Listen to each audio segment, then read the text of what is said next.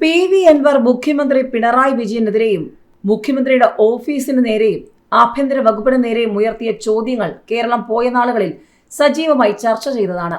തൊട്ടു പിന്നാലെയാണ് CPM-ന് വലിയ തിരിച്ചടി നൽകിക്കൊണ്ട് SFIO കുറ്റപത്രം, മുഖ്യമന്ത്രിയുടെ മകൾ വീണ വിജയൻ എന്നിവ ചർച്ചയായിരിക്കുന്നത്. ഇതിനിടയിൽ നിലമ്പൂർ ഉപതെരഞ്ഞെടുപ്പിൽ CPM-ന് വൻ തിരിച്ചടിയായിരിക്കുമോ എന്നുള്ള ചർച്ചകൾ സജീവമായി കഴിഞ്ഞു. CPM-ൽ സംഭവിക്കാൻ പോകുന്നത് വൻ പൊട്ടിത്തെറി എന്നുള്ള നിരീക്ഷണങ്ങളുമായി നിരവധി പേരാണ് രംഗത്ത് വന്നുകൊണ്ടിരിക്കുന്നത്. രാഷ്ട്രീയ സാമൂഹ്യ നിരീക്ഷകർ ഈ വിഷയത്തിൽ നിരവധി ചോദ്യങ്ങൾ ഉയർത്തുമ്പോൾ എന്തായിരിക്കും സംഭവിക്കുക? തിരികെ വരാനുറച്ച് LDF ഇറങ്ങുകയാണ്. അതേസമയം ആഭ്യന്തര പ്രതിസന്ധിയിൽ കുഴയുകയാണ് UDF. നിലമ്പൂരിലെ സെമി പോരാട്ടത്തിൽ ആര് വാഴുമെന്നുള്ളത് എല്ലാവർക്കും നിർണായകമാണെങ്കിലും CPM-നെ സംബന്ധിച്ച് കൂടുതൽ ചോദ്യങ്ങളാണ്. കാരണം മെയ് അവസാനത്തോടെ നിലമ്പൂർ നിയമസഭാ മണ്ഡലം ഉപതെരഞ്ഞെടുപ്പിനെ നേരിടുമ്പോൾ അവിടെ തിരിച്ചടിയുണ്ടായാൽ കൂടുതൽ ചോദ്യങ്ങൾ ഉയർന്നു വരിക CPM-ന് നേരെ തന്നെയായിരിക്കും. CPM-ന് അൻവർ ഏൽപ്പിച്ച ആഘാതത്തിൽ നിന്നും തിരികെ വരാനുള്ള അവസരമാണ് ഇതെങ്കിൽ UDF-ന് കൈവിട്ടുപോയ മണ്ഡലം തിരിച്ചുപിടിക്കാനുള്ള പോരാട്ടമാണ്. മുഖ്യമന്ത്രിയുമായി കൊമ്പുകോർത്ത് മുന്നണി വിട്ട അൻവറിനാകട്ടെ ശക്തി തെളിയിക്കാനുള്ള ഏക അവസരം കൂടിയാണ്. വരാനിരിക്കുന്ന തദ്ദേശ തെരഞ്ഞെടുപ്പിനും നിയമസഭാ തെരഞ്ഞെടുപ്പിനും മുൻപുള്ള സെമി ഫൈനൽ പോരാട്ടത്തിൽ നിലമ്പൂരിൽ ആര് വീഴും, ആര് വാഴും, പി.വി. അൻവറിന്റെ രാഷ്ട്രീയ ഭാവി എന്താകും? കന്നി മത്സരത്തിന് കച്ചകെട്ടാൻ VS ജോയ് ഇറങ്ങുമോ? പൈതൃകം കാക്കാൻ ആര്യാടൻ മുഹമ്മദിന്റെ മകൻ ആര്യാടൻ ഷൗക്കത്ത് ഇറങ്ങുമോ? അതോ ആര്യാടൻ ഷൗക്കത്തിന് ഒരു പക്ഷേ സീറ്റ് ലഭിച്ചില്ലെങ്കിൽ CPM-ലേക്ക് വരുമോ? അങ്ങനെ നിരവധി ചോദ്യങ്ങൾ ഉയരുകയാണ്. ഇതിനിടയിലാണ് ചില ചർച്ചകളും സജീവമായിരിക്കുന്നത്.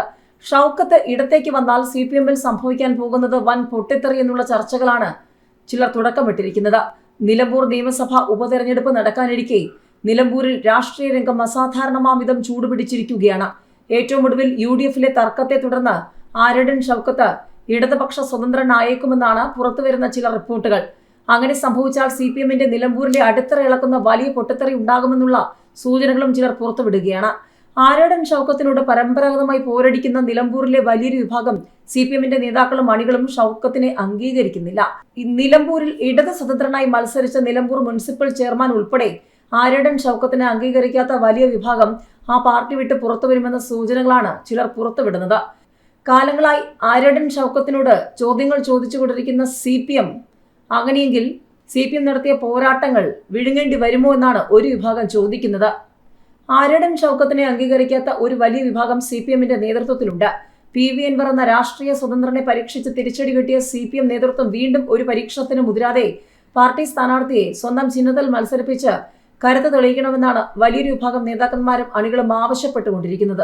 എന്നാൽ പരാജയങ്ങളിൽ നിന്നും പാഠം പഠിക്കാതെ വീണ്ടും പരീക്ഷണത്തിന് ഒരുങ്ങുകയാണോ CPM എന്നാണ് പുതിയ ചോദ്യം.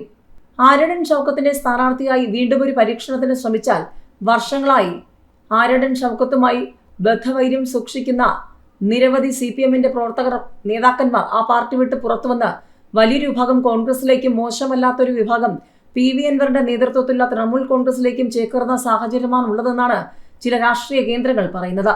നിലവിൽ ചുങ്കത്തറ പഞ്ചായത്ത് ഭരണം CPM-ൽ നിന്നും അൻവർ അട്ടിമറിച്ചു കഴിഞ്ഞു. ഇനി അവശേഷിക്കുന്ന അമരമ്പലം, പോത്തുകല്ല് പഞ്ചായത്തുകളും നിലമ്പൂർ മുനിസിപ്പാലിറ്റി മാത്രമാണ്. ഇവിടങ്ങളിലും അൻവറിനെ പിന്തുണയ്ക്കുന്ന മെമ്പർമാർ ഉൾപ്പെടെയുള്ളവരുണ്ട്. ആര്യാടൻ ഷൗക്കത്തിനെ ഇടത് സ്ഥാനാർത്ഥിയാക്കിയാൽ CPM-ൽ നിന്നും വലിയൊരു വിഭാഗം കലാപക്കൊടി ഉയർത്തി പുറത്തേക്ക് പോകുമെന്ന ആശങ്കയാണ് CPM നേതൃത്വത്തിനുള്ളത്. നിലമ്പൂർ മണ്ഡലത്തിലെ അന്തിമ വോട്ടർ പട്ടിക മെയ് 5-ന് പ്രസിദ്ധീകരിക്കണമെന്നാണ് തെരഞ്ഞെടുപ്പ് കമ്മീഷന്റെ നിർദ്ദേശം. ഉപതെരഞ്ഞെടുപ്പ് മുന്നൊരുക്കങ്ങൾ സജീവമാകുമ്പോൾ സ്ഥാനാർത്ഥി നിർണയത്തിൽ തിരക്കിട്ട കൂടിയാലോചനകൾ നടത്തുകയാണ് മുന്നണികൾ. 2016-ലാണ് നിലമ്പൂർ മണ്ഡലം UDF-ന് നഷ്ടമായത്.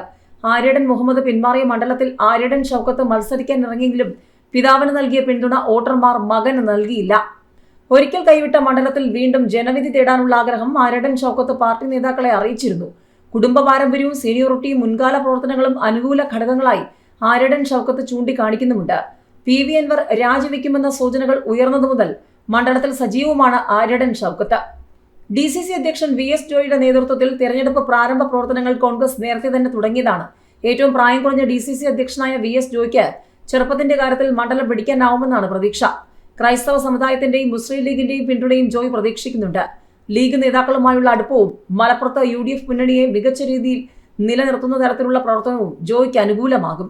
ക്രൈസ്തവ സമുദായത്തിൽ നിന്നുള്ള സ്ഥാനാർത്ഥി എന്ന നിലയ്ക്ക് ന്യൂനപക്ഷ വോട്ടുകളും എളുപ്പം നേടാനാകുമെന്നാണ് വിലയിരുത്തൽ.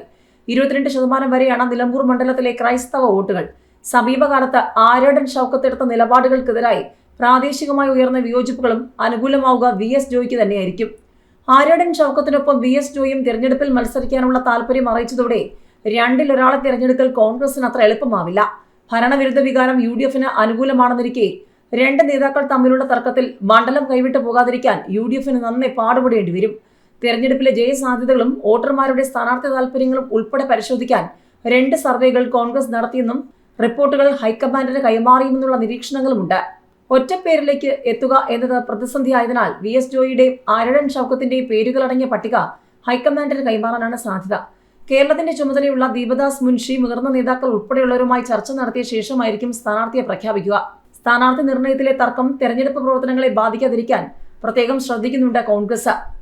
ബൂത്ത് കമ്മിറ്റി, മണ്ഡല കമ്മിറ്റി ഉൾപ്പെടെ പുനഃസംഘടിപ്പിക്കുകയും പ്രാഥമിക പ്രവർത്തനം നേരത്തെ തന്നെ തുടങ്ങുകയും ചെയ്തിട്ടുണ്ട്. മണ്ഡലത്തിൽ പരമാവധി വോട്ടർമാരെ ചേർക്കാനുള്ള പ്രവർത്തനവും നടക്കുന്നുണ്ട്. മുൻ മന്ത്രിയും രാഷ്ട്രീയകാര്യ സമിതി അംഗവുമായ AP അനിൽകുമാർ ഔദ്യോഗിക ചുമതല ഏറ്റെടുത്തതോടെ തെരഞ്ഞെടുപ്പ് പ്രവർത്തനങ്ങൾ വേഗത്തിലാകുമെന്നാണ് കോൺഗ്രസിന്റെ പ്രതീക്ഷ. മണ്ഡലത്തിലെ പഞ്ചായത്തുകളുടെ ചുമതല പ്രധാന നേതാക്കൾക്ക് നൽകാനാണ് തീരുമാനം. തെരഞ്ഞെടുപ്പ് പ്രഖ്യാപിച്ച ഉടൻ മുതിർന്ന നേതാക്കൾ ചുമതല ഏറ്റെടുക്കുന്ന രീതിയിലാവും ക്രമീകരണം.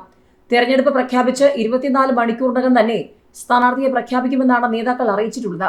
സ്ഥാനാർത്ഥി നിർണയത്തിൽ സമവായത്തിലെത്തിയാൽ മുൻപ് UDF കോട്ടയായിരുന്ന നിലമ്പൂർ വീണ്ടും UDFനൊപ്പം നിൽക്കാനുള്ള സാധ്യതയും ചെറുതല്ല.